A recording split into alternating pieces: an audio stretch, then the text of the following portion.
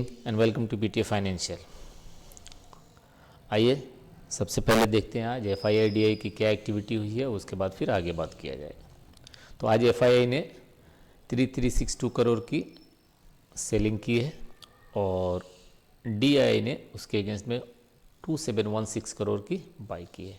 Advance decline ratio की बात करें तो एडवांस में 792 स्टॉक्स एडवांस कर रहे थे और 1719 स्टॉक्स डिक्लाइन कर रहे थे, यानी कि एक स्टॉक के अगेंस्ट में दो स्टॉक गिर रहा था, एक स्टॉक भाग रहा था तो दो स्टॉक गिर रहा था।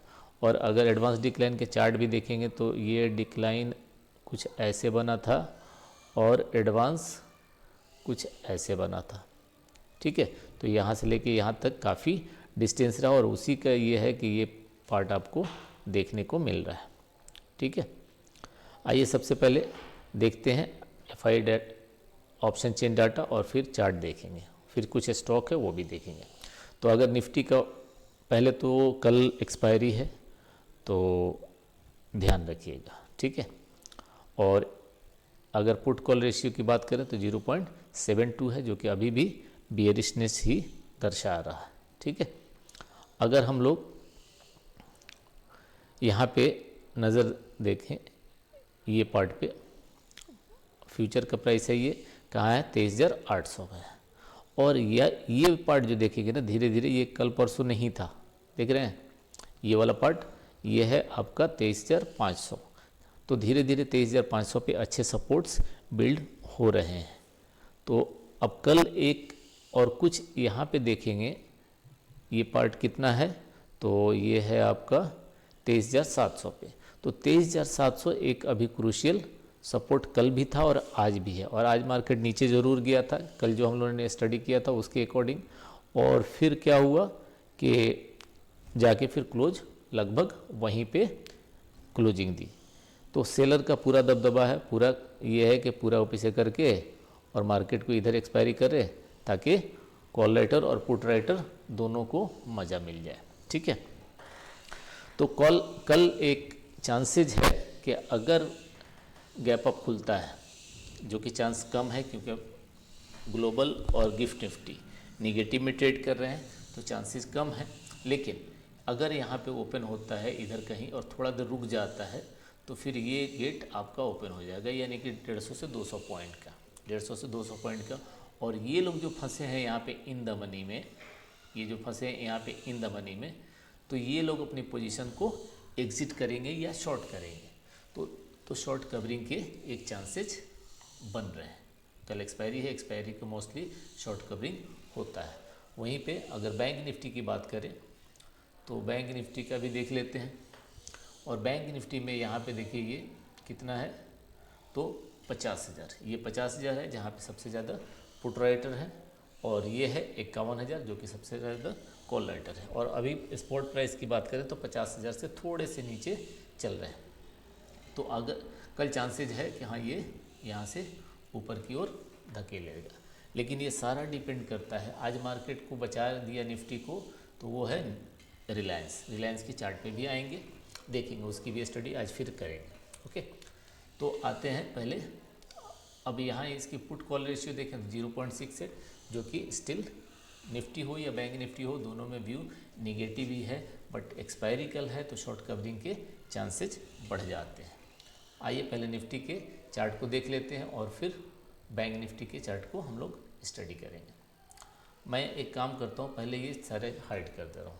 अब यहाँ पे देखिए हम लोग इस लेवल की बात कर रहे हैं, ये जो 200 मूविंग एवरेज है उस पर। और कल हम लोगों ने बात किया था कि यहाँ से अगर ऊपर जाएगा तो ऊपर निकलेगा, बट गया नहीं। और साथ में मैंने ये भी बताया था कि इस लेवल के नीचे आएगा तो फिर नीचे इधर 500 460 तक, 460 का मेरा ये था, थोड़ा सा ऊपर से ही आज मार्केट यहीं से घूम गया। ठीक है, तो यहाँ पे अभी क्या कर सकते हैं, अब एक जो कैंडल आज बना है ये वाली कैंडल, ये सपोर्ट पे और एक हैमर लाइक स्ट्रक्चर बनाया है।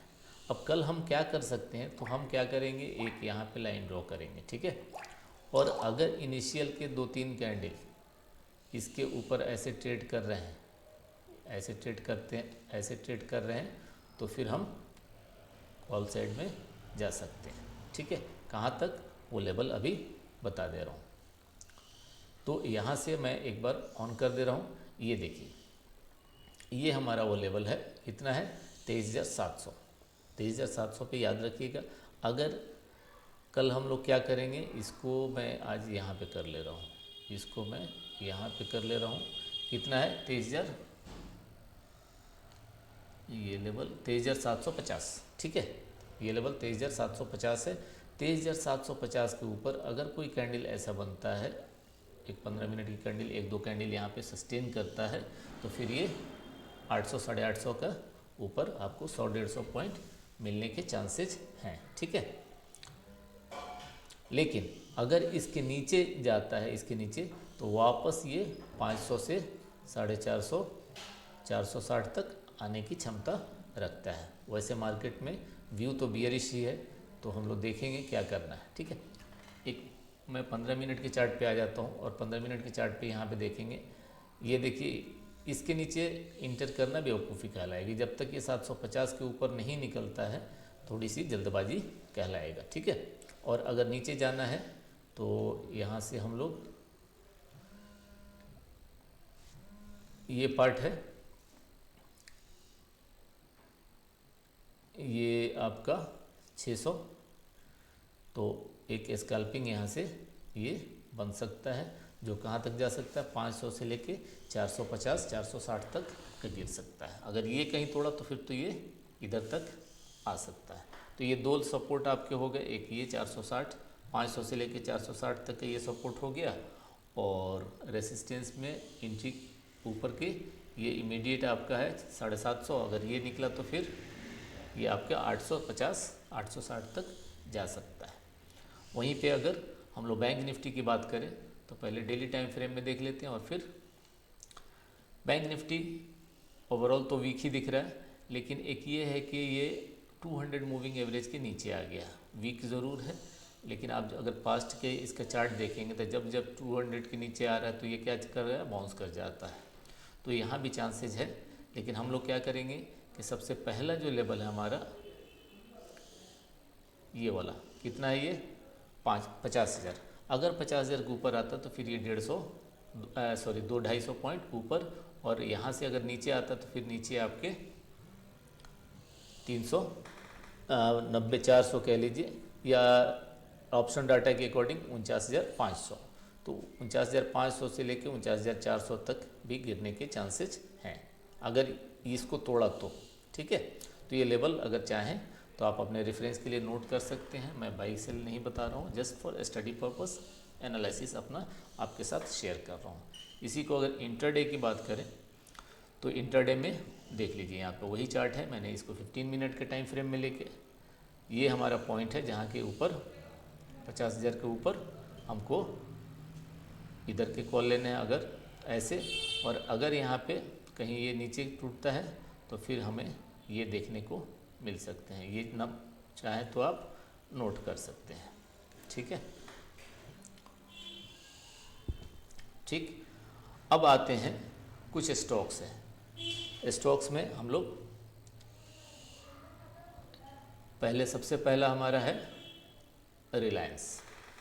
आज रिलायंस ही बचा लिया, और रिलायंस में एक चीज़ मैं आपको दिखाना चाहता हूँ कि रिलायंस में अभी यहाँ से कितने की जाने की क्षमता रखता है, 25-26% इसके पास है। तो ये खैर इतना आने में बहुत टाइम लगेगा, तो उससे हम लोग स्टेप बाय स्टेप चलते हैं। ये अपने 20 मूविंग एवरेज के ऊपर आज क्रॉस कर दिया, ठीक है। जो पिछले 2-3 कैंडल से देख लीजिए, यहाँ पे ये कैंडल ये देख रहे हैं ना, 4 कैंडल आज क्या किया, इसको तोड़ दिया है।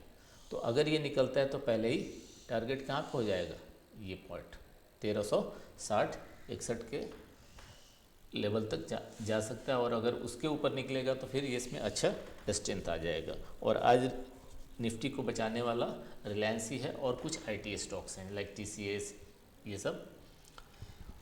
एक और स्टॉक है टाटा मोटर, इसमें भी कल भी हम लोगों ने डिस्कस किया था, और पिछले ये देख रहे हैं यहाँ पे 4 दिन हो गए ये वाले लेवल, ये अगर तोड़ता है तो पहला ही इसका लेवल ये होगा। अगर कहीं नीचे ये आ जाता है तो वापस नीचे यहाँ तक आ सकता है। तो इस पे ध्यान रखेंगे, लेकिन ऑलरेडी बहुत ज़्यादा गिर चुका है और इसके कुछ अपडेट्स भी आए हैं, कुछ अच्छे भी हैं, कुछ ख़राब भी हैं, कुछ फैक्टर में अच्छे हैं, कुछ एक फैक्टर में ख़राब हैं। तो ओवरऑल चार्ट से दिख रहा है कि हाँ थोड़ी सी स्ट्रेंथ आ गई है, 20 मूविंग एवरेज के ऊपर ट्रेड कर रहा है। और पहला इसका जो रुकावट दिख रहा है वो दिख रहा है 820 के आसपास, पहला 820 के ऊपर, लेकिन यहाँ तक 875 तक जाने के बाद ये इस पे एक, अब यहाँ से देखना होगा कि ये ऐसे जाता है या फिर वापस गिर जाता है। एक और स्टॉक है पेटीएम। पेटीएम में एक न्यूज़ है इनके साथ, जो न्यूज़ मैंने यहाँ पे लिख के रखा है कि जो अपना national payment corporation of India वो सजेस्ट किया है कि दिसंबर में इनका यूपीआई शेयर गेन नहीं होगा, और यही रीज़न है कि आज 8% मार्केट क्या हो गया है, गिर गया है।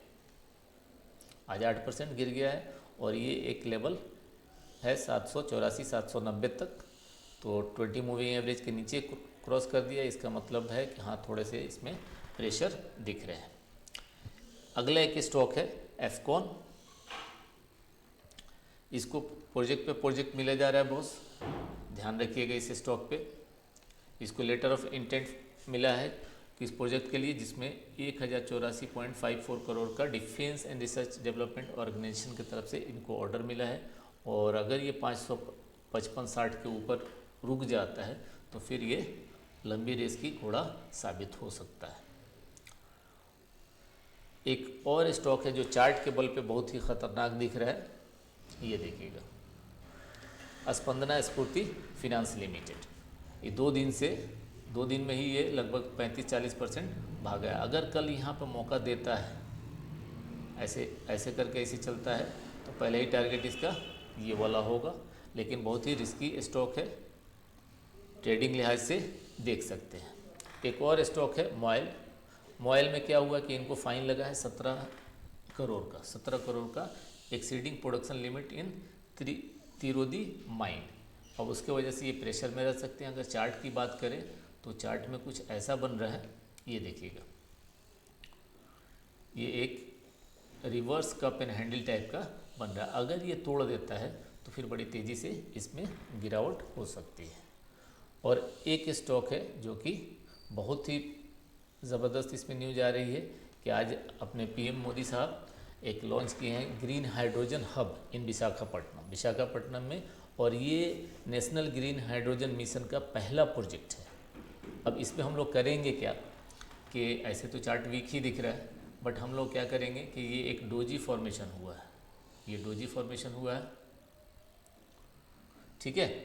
यहाँ पे इसे मार्क कर देंगे और इनको मैं थोड़ा सा इधर हटा दे रहा हूँ, मार्क कर देंगे। और अगर पहला कैंडल अगर ऐसा बनता है और यहाँ पे सस्टेन करता है तो फिर यहाँ से ये चांसेस है कि ऐसे निकल सकता है, ठीक है। तो ये रहा आज के अपडेट, और उम्मीद करता हूँ कि आपको पसंद आया होगा। ये कोई बाई सेल रिकमेंडेशन जो भी मैंने ये किया है जस्ट फॉर एजुकेशनल पर्पस। अगर आपको बाई सेल करना है तो अपना ड्यू रिसर्च ज़रूर कर लीजिएगा और अपने फाइनेंशियल एडवाइज़र से सलाह ज़रूर ले लीजिएगा। और अगर वीडियो अच्छा लगा हो तो लाइक एंड सब्सक्राइब करना ना भूलें। तब तक के लिए good night and take care.